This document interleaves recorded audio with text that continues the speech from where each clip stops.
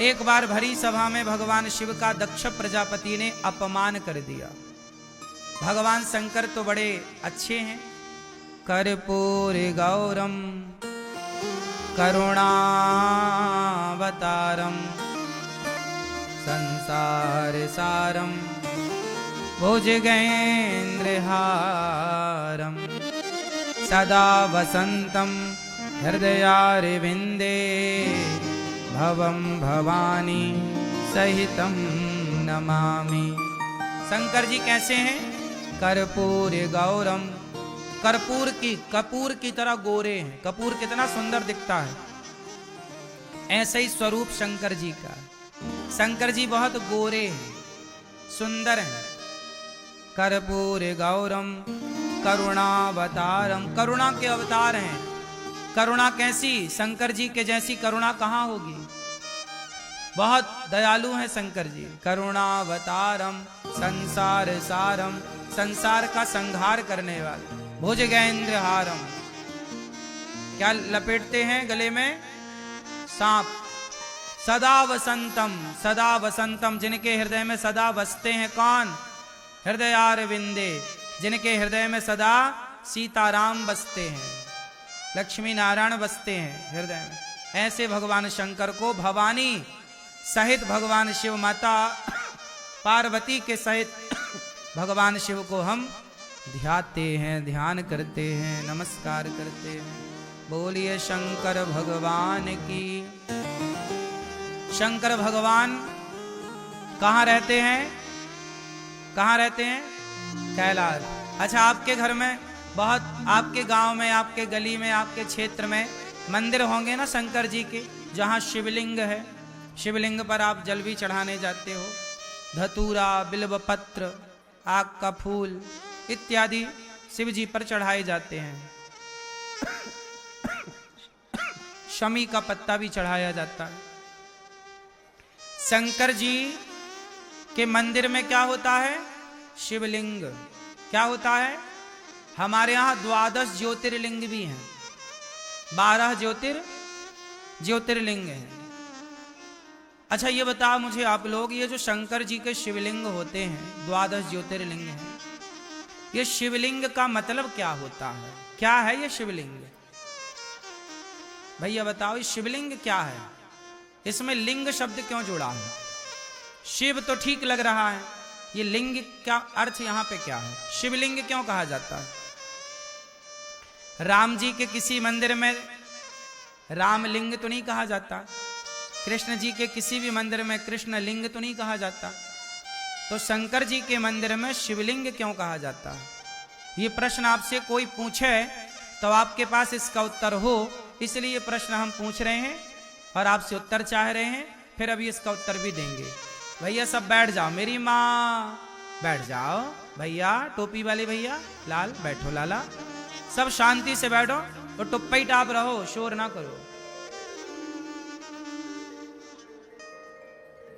शांति से बैठ जाओ, चुप रहो। बोलिए कृष्ण कन्हैया लाल की। प्रश्न सुनो ध्यान से, उत्तर दो ध्यान से। शंकर जी के मंदिर को, शंकर जी को शिवलिंग क्यों कहा जाता? ये शिवलिंग है, चलो जल चढ़ाओ, शिवलिंग पे जल चढ़ाओ। क्यों?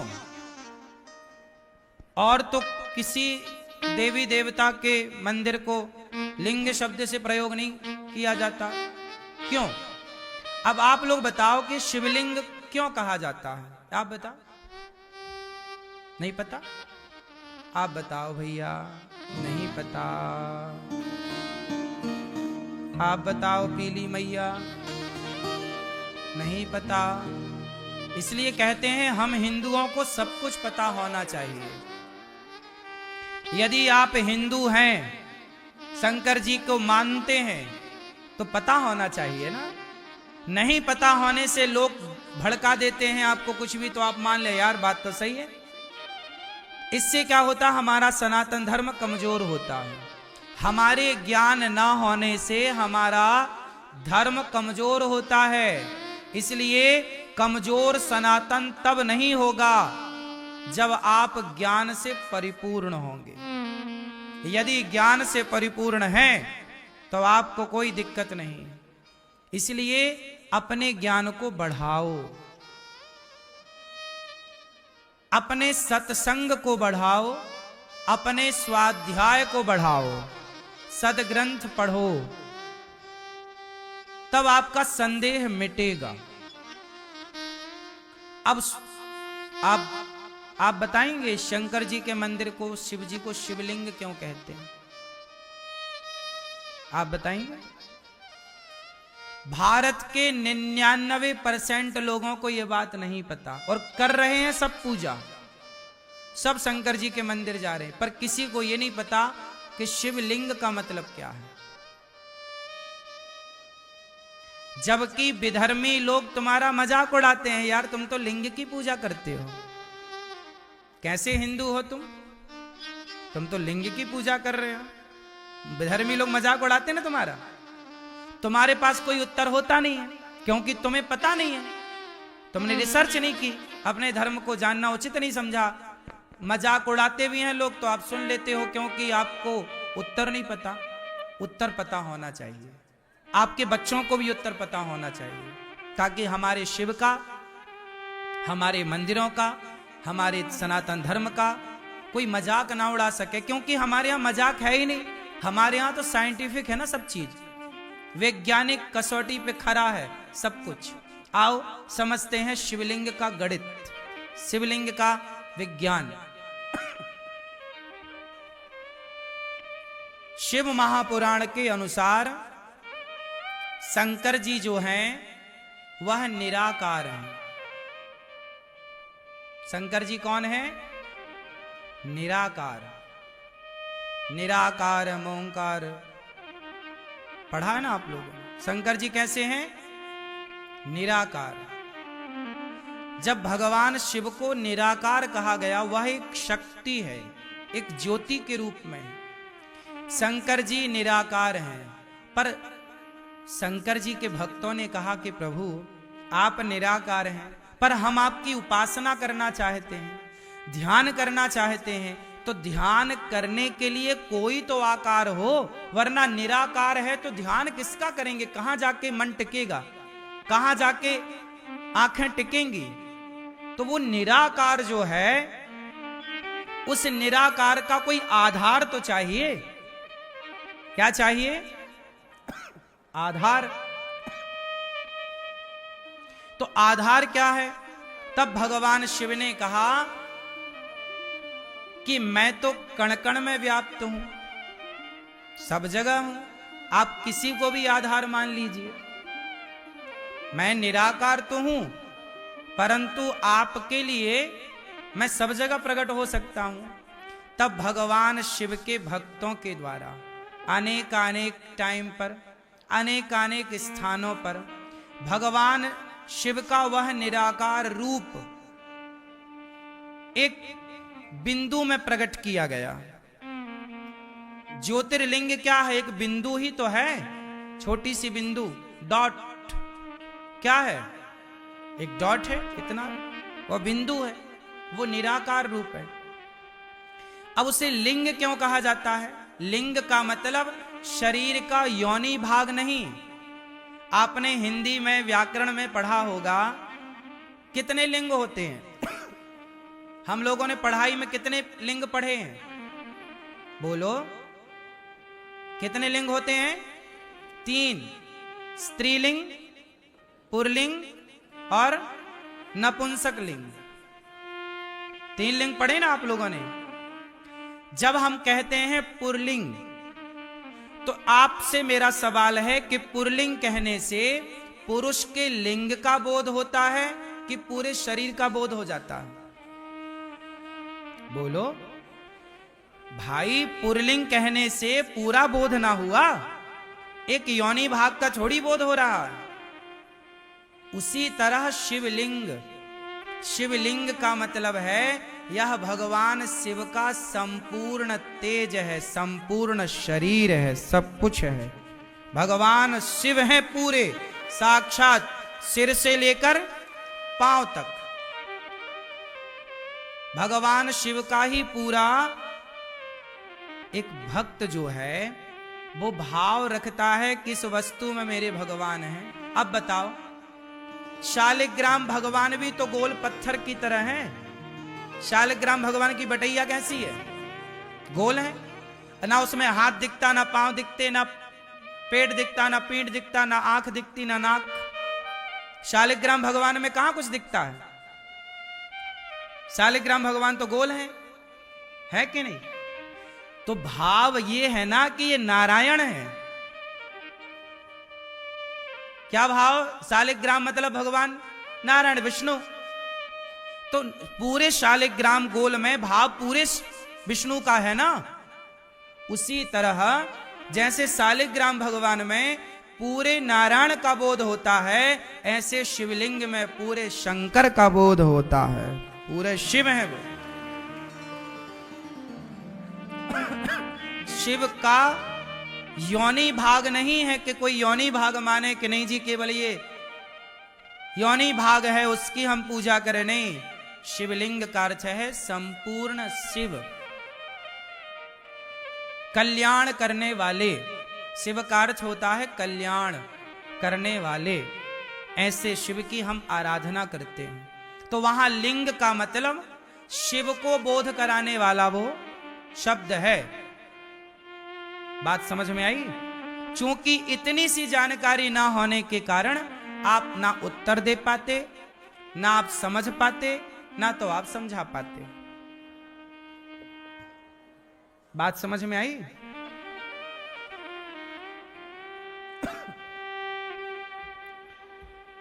तो भगवान शंकर का एक बार अपमान हुआ।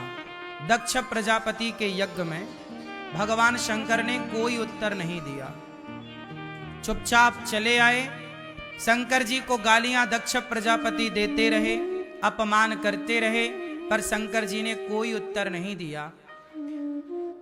शंकर जी चुपचाप आए। दक्ष ने यज्ञ किया, शिव के अपमान को और अपमान करने के लिए सबको बुलाया, पर भगवान शंकर को नहीं बुलाया। पर भगवान शंकर ने कोई उत्तर नहीं दिया। माता सती उस यज्ञ में बिना बुलाए गईं और पति भगवान शिव का अपमान देखकर माता सती जलकर भस्म हो गईं और वही सती पार्वती बनी। तब जाकर शंकर पार्वती का विवाह संपन्न हुआ। अच्छा एक बात बताओ, आप में से कितने लोग शिव जी के मंदिर जाते हैं? हाथ उठा के मुझे दर्शन दे सकते हैं। जाते हो? अब ये बताओ कि शिव जी के मंदिर जाते हो तो क्या सीख मिलती है भगवान शंकर से? मंदिर क्यों जाया जाता है? शिव जी के मंदिर हो, राम जी के मंदिर हो, कृष्ण जी के मंदिर हो, दुर्गा जी के मंदिर हो, हनुमान जी के मंदिर हो, क्यों जाते हैं मंदिर? क्यों जाना चाहिए? आप शंकर जी के मंदिर क्यों जाते हो? उत्तर दो। क्या सीख मिलती है आपको शिव जी के मंदिर से? आप मंदिर क्यों जाते हैं? हाँ,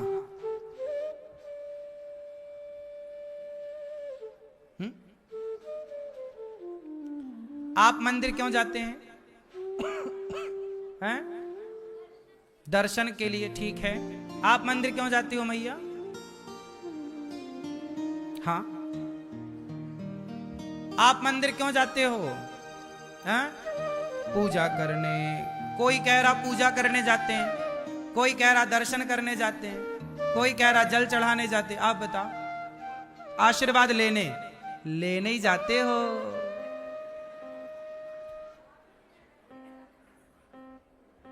देखो जरा, हम हिंदू, हम सनातनी कितने अज्ञान में जी रहे हैं। हमने मंदिरों के विज्ञान को समझा ही नहीं।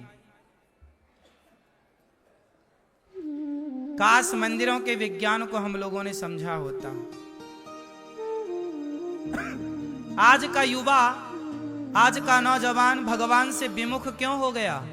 क्योंकि उस नौजवान को हमने मंदिर का विज्ञान समझा ही नहीं पाए, समझाने में असफल रहे। मंदिर क्यों जाते हैं? इस प्रश्न का उत्तर शायद आप में से किसी के पास हो। जाते सब हैं, पर क्यों जाते हैं ये किसी को नहीं पता, बस जा रहे हैं। क्यों जाते हैं, आओ चर्चा कर लेते हैं। जब तक ज्ञान ना हो ना तो जाने का अर्थ कहां है। सब जा रहे हैं तो आप भी जा रहे हैं, ये तो भेड़ चाल हो गई। ये कौन सी चाल हो गई, भेड़ चाल। मंदिर क्यों जाते हैं, चलो बात करते हैं शंकर जी की। भगवान शिव के मंदिर में क्यों जाते हैं, नहीं पता? आप बताओ क्यों जाते हैं मंदिर शंकर जी के।